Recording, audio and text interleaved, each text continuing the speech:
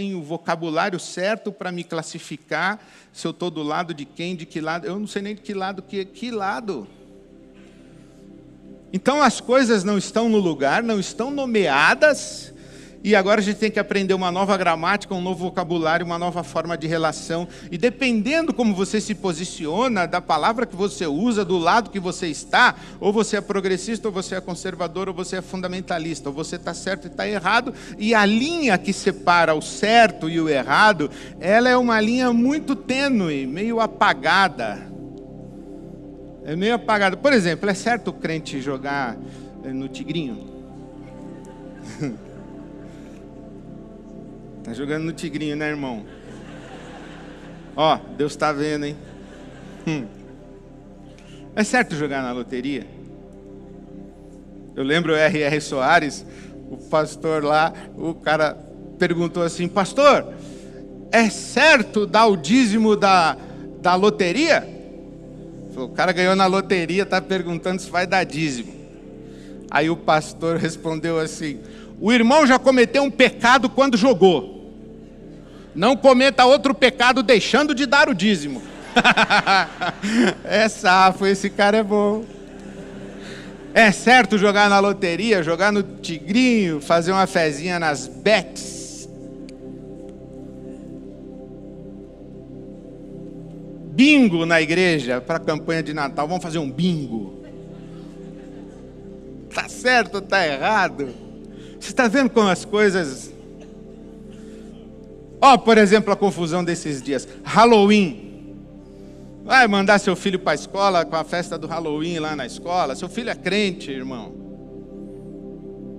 Mas o que tem a ver? É uma escola, é uma festa folclórica. Está todo mundo no Halloween. A gente não sabe mais se a gente vai, se não vai. Se a gente veste, não veste. Que palavra a gente usa. Isso gera uma insegurança. Gera uma insegurança de como é que eu educo esse menino. Como é que eu educo essa menina.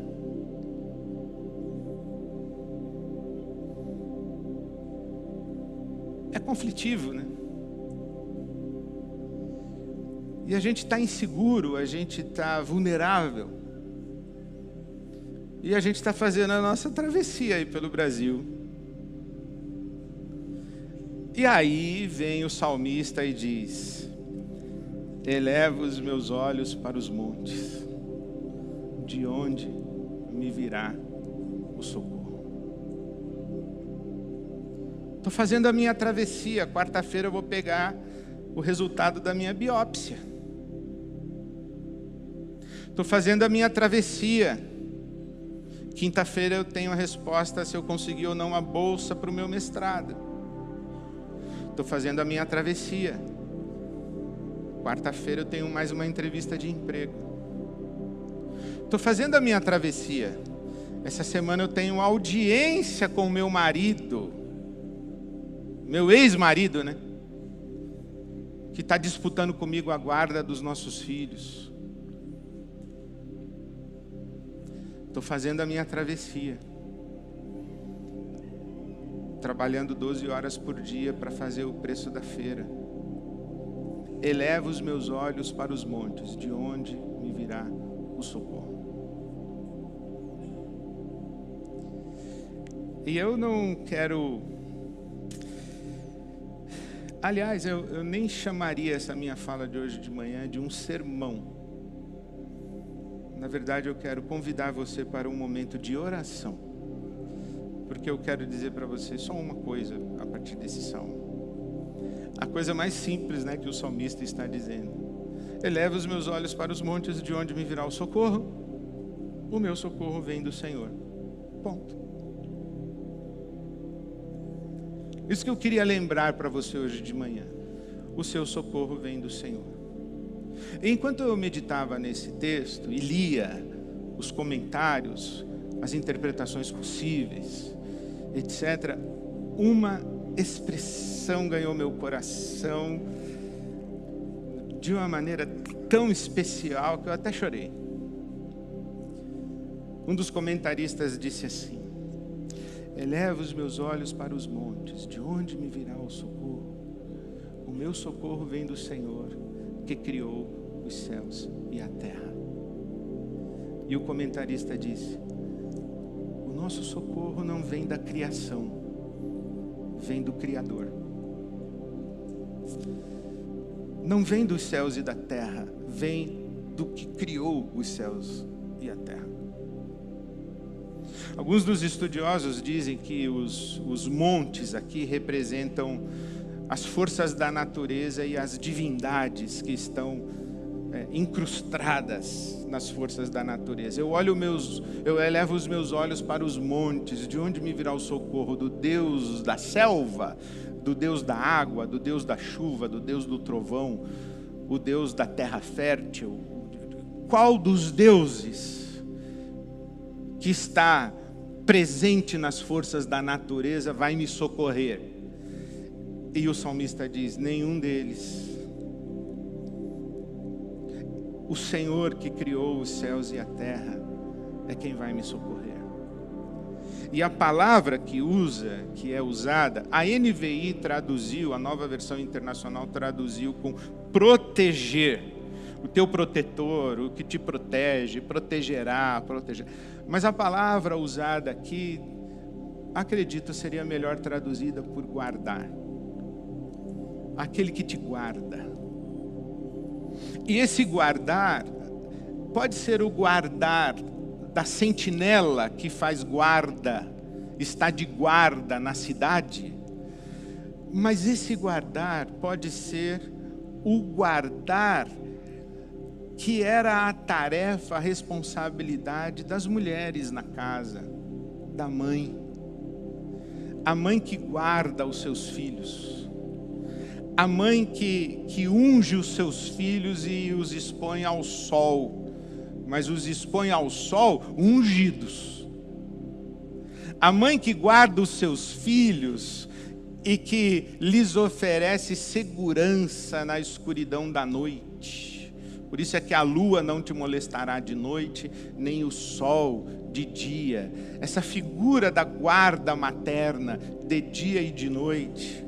Ou do capítulo do Êxodo que diz que Deus colocou uma sombra sobre Israel enquanto Israel fazia a travessia pelo deserto, e essa sombra guardava Israel. Esse guardar é assim como um abraço, sabe? Como um acolhimento. Por isso a tradução talvez proteção também esteja correta, mas eu preferi, porque achei mais afetiva inclusive o guardar. O guardar no sentido de cuidar. O guardar no sentido de trazer para si.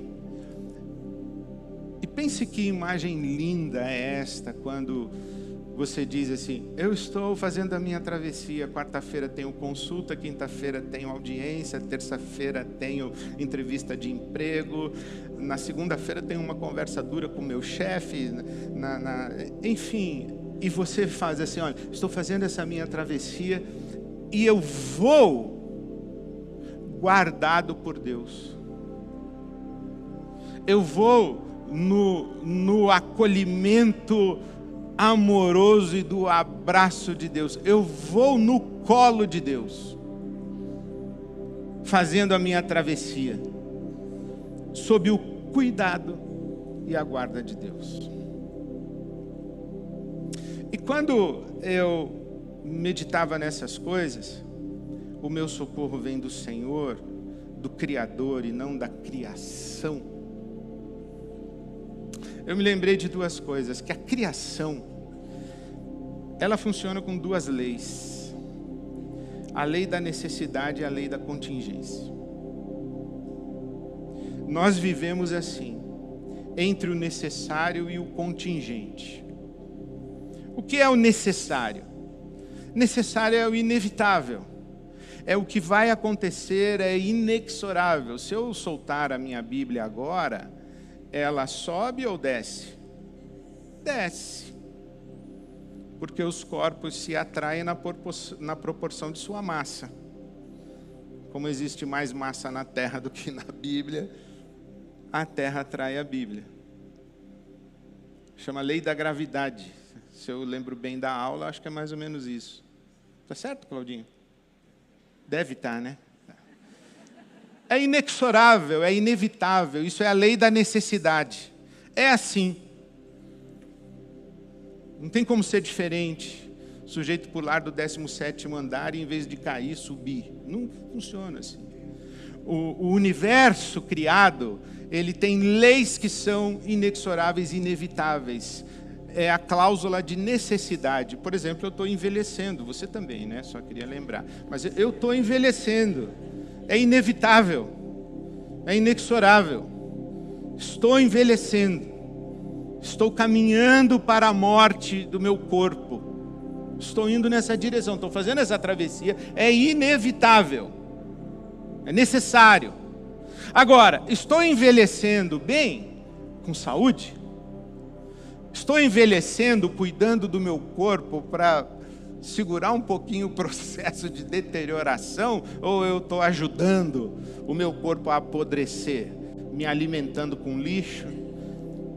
Dormindo mal? Cheio de vícios? Vivendo desregradamente? Porque se envelhecer é necessário, me drogar é contingente. Eu posso me drogar e posso não me drogar. Posso cuidar da minha saúde física fazendo uma caminhada e posso ter uma vida sedentária. Isso aqui é da contingência. É o que eu posso e eu não posso, o que pode e o que não pode, o que é indiferente. A gente vive assim entre o necessário e o contingente. Porque a lei da criação é essa. Mas aí vem o salmista e diz: nós não estamos aos cuidados da criação. Nós não estamos à mercê do inevitável e do acaso. Porque nós estamos sob os cuidados do Criador, que criou os céus e a terra. E quando você pensa nisso, no Criador, no Senhor, eu queria oferecer alguns textos da palavra de Deus e vou dar licença para você tirá-los do contexto. Pode tirar do contexto, se apropriar deles, porque no contexto e fora do contexto eles dizem a verdade. Por exemplo, Isaías 64:4.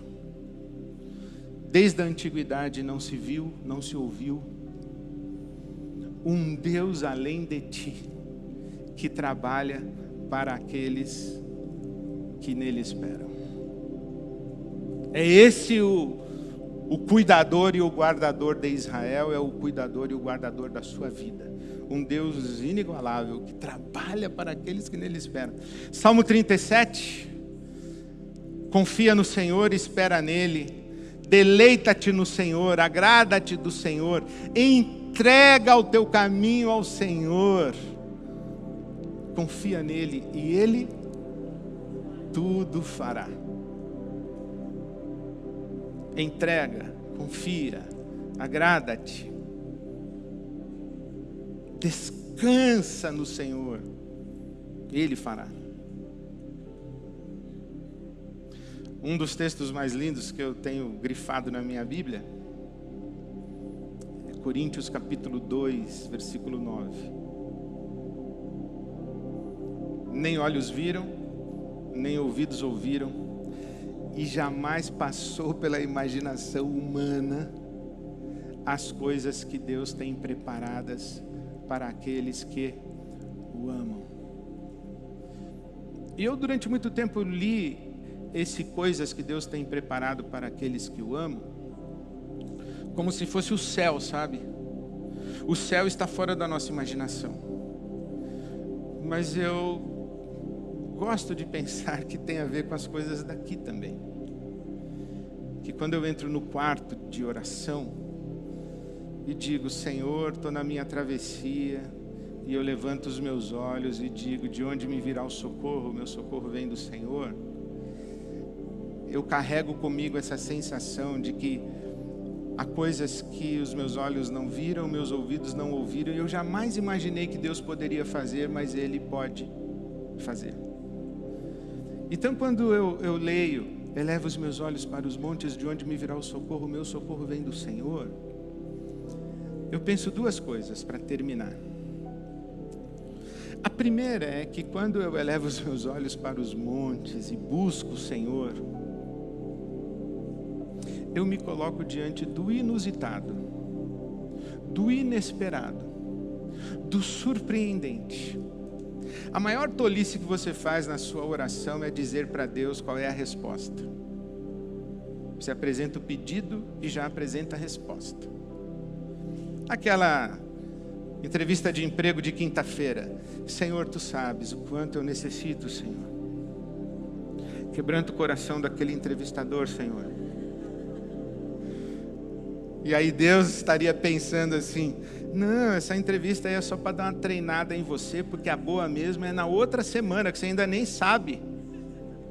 Ou você quer que eu já quebrante o cara aqui nesse? Hã? É isso que eu penso quando eu estou em oração. Eu falo assim: Senhor, estou com essa aflição aqui, Senhor. Estou com essa necessidade, estou com essa angústia, estou com esse problema. Preciso de um socorro. E aí eu ouço Deus dizendo: tá bom, me entrega. Mas olha lá o que o senhor vai fazer, hein? E Deus diz: entrega, confia, descansa. Estou cuidando, vou cuidar. Estou acordado, estou alerta. Não pisquei, não cochilei. Eu vi tudo que está acontecendo. Confia que o que eu vou fazer pode te surpreender. Agora, a segunda coisa que eu penso, não é que quando eu entro em oração e busco o socorro de Deus, eu estou diante do inusitado, do surpreendente, daquilo que Deus pode fazer, que eu jamais imaginei que Ele faria. Mas a segunda coisa que eu penso é que Deus é tão misericordioso e bondoso, que Ele aceita conversar com a gente e ouvir as nossas sugestões.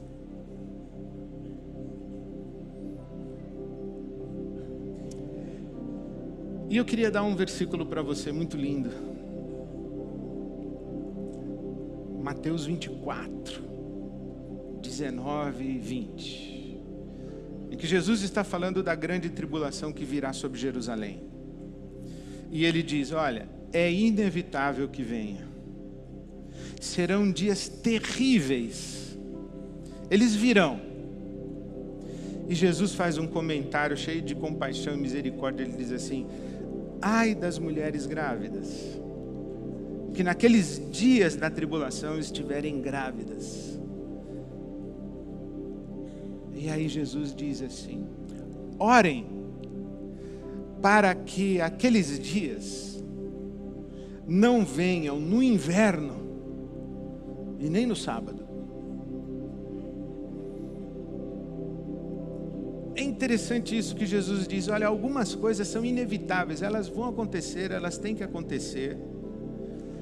O universo tem suas leis naturais, que não podem mudar toda hora, porque senão isso seria o caos. Tem uma ordem, tem causa e efeito, tem semeadura e ceifa.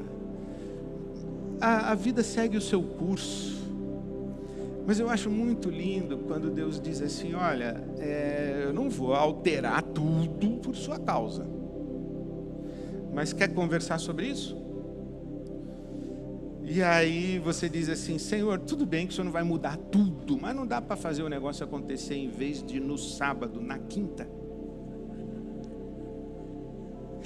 Não dá para o Senhor fazer com que, em vez de acontecer no inverno, que é ruim da gente fazer travessia, aconteça assim no outono, numa primavera, numa estação mais amena? É muito lindo isso, porque isso mostra que Deus é pessoa. Deus tem coração. Deus pensa, Deus sente. Deus tem compaixão, tem empatia. A força da gravidade não tem. A camada de ozônio não tem. Os ventos e os rios celestes, a água que percorre caminhos, não tem sentimentos. A chuva não tem empatia com você, mas graças a Deus que o seu socorro não vem das forças do vento, né? Graças a Deus que o seu socorro vem do Senhor que criou os céus e a terra. Então eu disse que ia convidar você para um momento de oração, e é agora. Queria poder orar por você e com você. Você que tem uma terça-feira, uma quinta-feira, uma quarta-feira, você que está numa travessia, e você que hoje pela manhã está dizendo, eleva os meus olhos para os montes. Não estou dormindo bem, não estou em paz, estou ansioso. Eu tenho um momento de decisão na minha vida, eu estou numa travessia. E eu elevo os meus olhos para os montes, então eu queria convidar você a vir aqui à frente e elevar seus olhos para o Senhor que fez os céus e a terra. Entrar nesse quarto a partir do qual tudo pode acontecer, porque se você entrega para Deus, tudo pode acontecer. E você falar para Deus o que você sente, o que você pensa, o que você gostaria, e dizer assim, Senhor, todavia, tua vontade. Vamos ficar em pé? Vamos cantar e fazer as nossas declarações de fé. E depois nós vamos orar pelos irmãos e irmãs que estão aqui entre nós. Olha, hoje pela manhã, orei por uma mãe aflita que disse, meu filho tentou tirar a sua vida essa semana. A gente chega aqui nesse lugar tão abençoado por Deus, a gente não sabe as aflições de quem está sentado ao nosso lado. Então é tempo de levantar os olhos e confiar que Deus nos guarda e nos cuida.